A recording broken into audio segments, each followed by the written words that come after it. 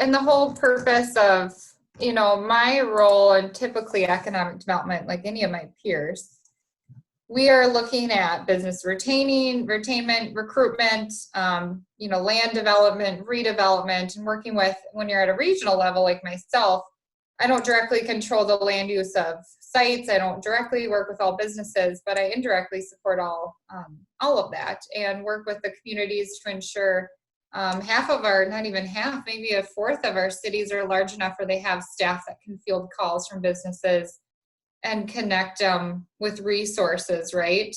Connect them with the PPP program, the emergency loans through the SBA. But the other 3/4 of our cities are basically focusing on just trying to implement their own safety practices, but also want to help their community. So I've been trying to field calls for our city businesses, that are confused on what all these different programs are, making sure that they didn't miss anything, hey, what other loans are out there? What other grants are out there? And it changes every day, especially the first 2 weeks is just chaotic. Same with the workforce side. If you talked with Nicole Swanson, she explained, the unemployment insurance and shared workers program. And then too, you look at 55% of Anoka County companies have less than 5 employees. So that means those are more than half of our 7,800 firms are extremely small businesses, and they don't probably have an HR director that can set aside 3 hours a day at least to try to keep up with all these new programs, to apply for all of them. So that's why it was nice to at least have me and Nicole put out that business resource guide for me to just basically focus 90% of my time right now on business retainment, because that's obviously what happens during a crisis like this. So yeah, it's been crazy and disheartening, to say the least. It keeps me up at night talking to these business owners in Anoka County. Is it just strictly an economic, like can't make ends meet, or are they frustrated about not knowing what resources can be and are available, or is it a lot more than that? They're confused. There's so much out there, and there's so many grants for sure out there too, because there's all these little pockets. There's a nonprofit offering a grant. There's whoa, buddy. And there's a lot going on at the federal level with the PPP and the emergency assistant loans, where people applied for those and didn't even know where they're at. So there's a time where they're confused by what's out there. I can address that. That's easy. I can talk through all these different state and federal programs, maybe even refer them to some grants. And then there's the businesses that call me that have applied for all the SBA programs. They've applied for the state programs, and they haven't heard where they're at on them. And they're starting to see revenue either be completely cut off if they were like a salon, had to shut down, or they might see if their restaurant, some revenue still trickling in if they're doing takeout, but they're already seeing an absolute decline. So they're freaking out because they don't know what they're going to get. A lot of them are finally, maybe this and last week, starting to see PPP and SBA and state dollars come through. But for that whole first month, a lot of them just didn't even know if they're going to get any help at all. So that was a terrifying time for a lot of them, to know, what do I plan on when we don't even know what we're awarded for a loan or a grant. So hopefully that clears up, and the state or the federal government issuing the stimulus package over the weekend to issue more money towards that Paycheck Protection Program, the PPP program I keep talking about, and the EDIL, the Emergency Disaster Recovery Loan. At least those that were kind of pending approval that had already submitted their application can get funded. And then same with our state program, that's helped out a lot.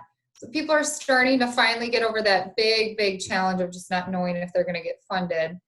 But we have companies that were growing, right? So a lot of people were taking risks right now. We had a lot of entrepreneurs in the region starting companies, so they didn't have a lot of cushion. They didn't have a lot of cash in the reserves to cover a cutoff of revenue.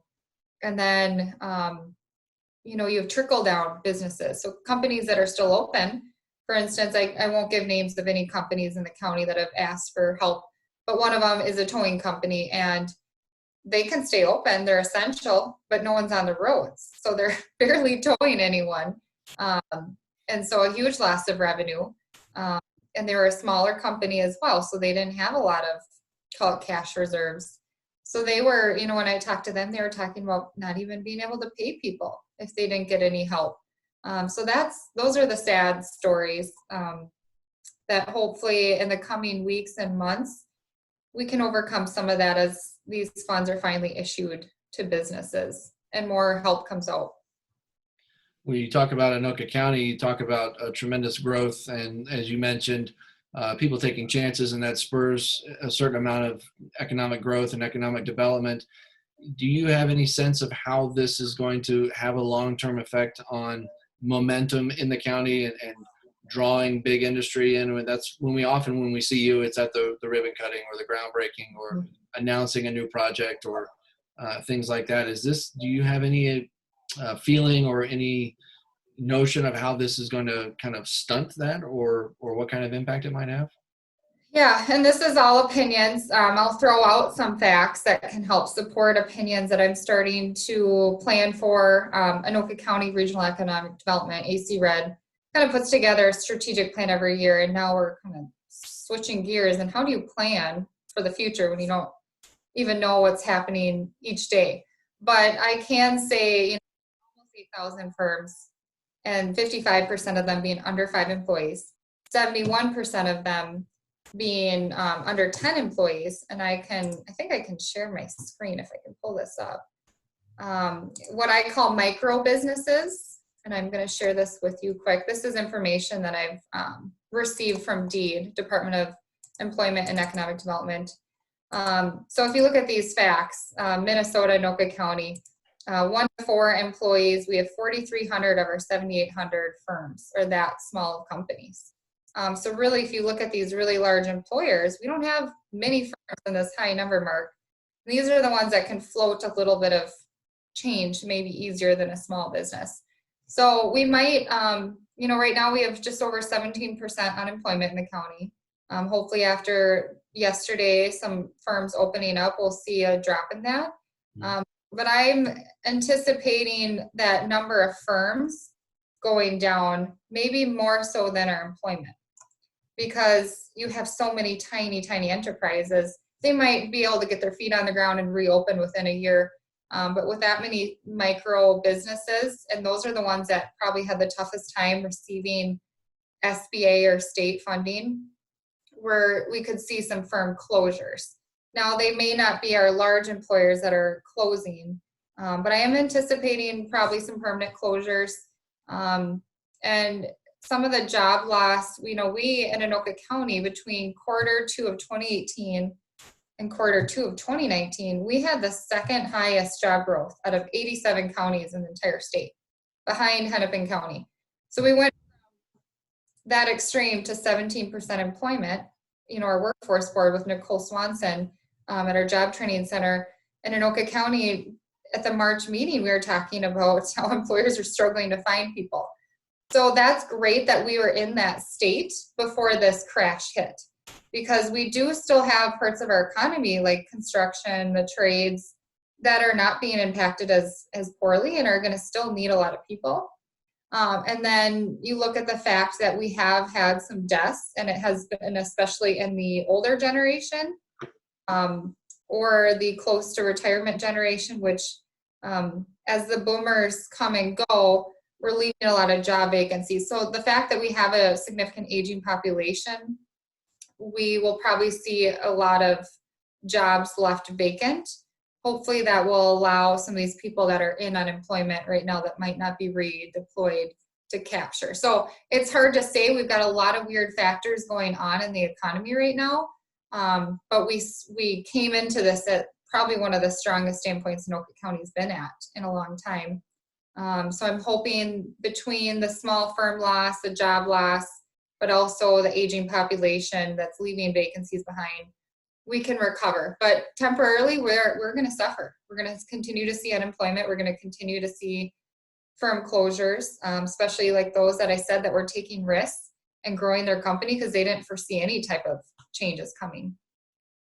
Those are the ones that are going to be hit the hardest. So tough to say. I'd like to say we do have 4 target industries in Anoka County. Mm-hmm. as well. So these are companies, I talk about retaining businesses. We work with any type of developer, business that wants to come to the county. We welcome them. We try to find them a city that's a good partner for what their space needs are. But we proactively go after 4 specific types of industries. And that's trucking and distribution, data centers, back office, so that could be call centers, and then the 4th one is manufacturing. Many of which, if you look at our employment, are already big employers, or industry employers in this county.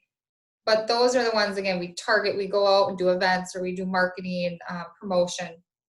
2 of those 4 are seeing growth still amidst this crisis: trucking and distribution, data centers. So I'm also optimistic from the business recruitment side that we will continue to have big opportunities now that things might stabilize in the coming months. For the most part, I think most projects are just like halting right now. They're not trying to buy land. People aren't trying to start new construction if they haven't already started. But that could shift. And data centers are saying that they are at the highest demand in the industry more than ever, because everyone's using what we're using right now. We're using Zoom, working from home, and employers are anticipating permanently adapting a lot of that into their practice. So that's going to require more data usage, schools as well. So we will see a demand in that permanently, which will mean more people are looking to build, expand current data centers. So that's an opportunity for us. We have great advantages in Anoka County, especially in the Minnesota Tech Corridor, to attract data centers. And then secondly, we're all going to the grocery store. We all still need our essentials. We're doing more online shopping, so that means more distribution centers. And trucking is going to be pushed to its max. So again, we're going to have an opportunity where we have either vacant warehouses that can be used for that sector to attract more employers, or to fill some of our vacant land in Anoka County to build new distribution centers or trucking facilities. Actually, currently I'm working with one company that is still forgoing. They're in a location cities that they've just gotten built out and landlocked in, and they're looking for 8 acres in the county right now to build a new facility. So hopefully that one is still going through. So that's a good example of the optimism. It just might not be at the pace we were at prior to this for quite some time. Did want to share, and I'll share the PDF version of this as well with you, but Anoka County Regional Economic Development on our AC Red page, anokacountysuccess.org. Like I said, Nicole and I early on kept trying to keep up with the resources and putting that information, resources that are state and federal. We aren't promoting any like private companies loan pool that they're offering. This is basically, here's the deed information right now about safely returning to work. Here's the CARES Act. Here's all the deed programs, pandemic unemployment insurance. So this is on our website. I think this is important to keep pushing out because we'll keep updating this daily.